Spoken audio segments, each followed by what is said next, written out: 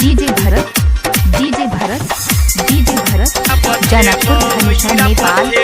जनकपुर धनुषा नेपाल तू बनेले खाई लगी मंगली त गायर पैर देले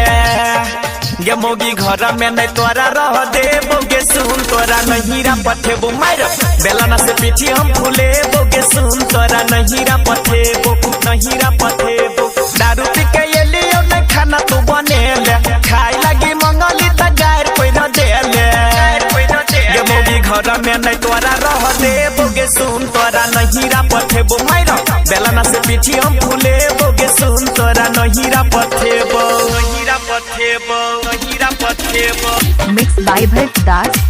मिक्स बाय भरत दास जनकपुर धनुषा नेपाल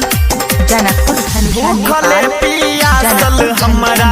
काम पठाबै छे गे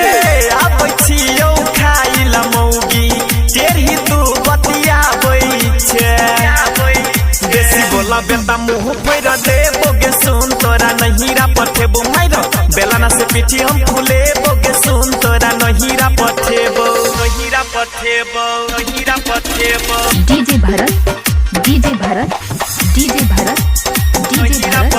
जनकपुर धनुषा नेपाल गाँव घर में चलै छै हमरा नाम के होई छै चर्चा गे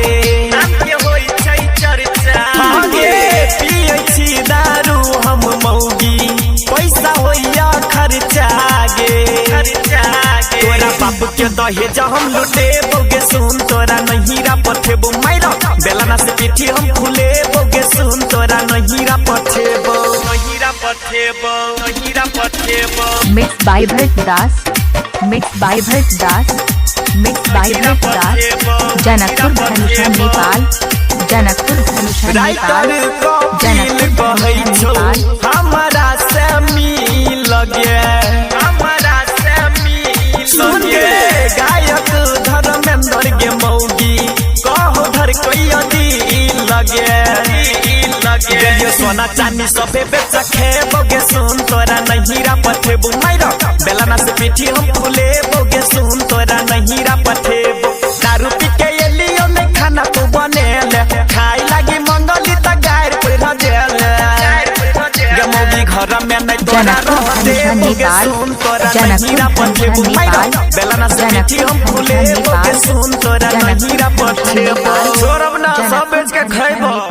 अच्छा सुनो, सब्सक्राइब करते वक्त ना घंटी बजा देना ताकि जब मैं ऑनलाइन आऊँ तो तुम्हारे फोन की भी घंटी बजे।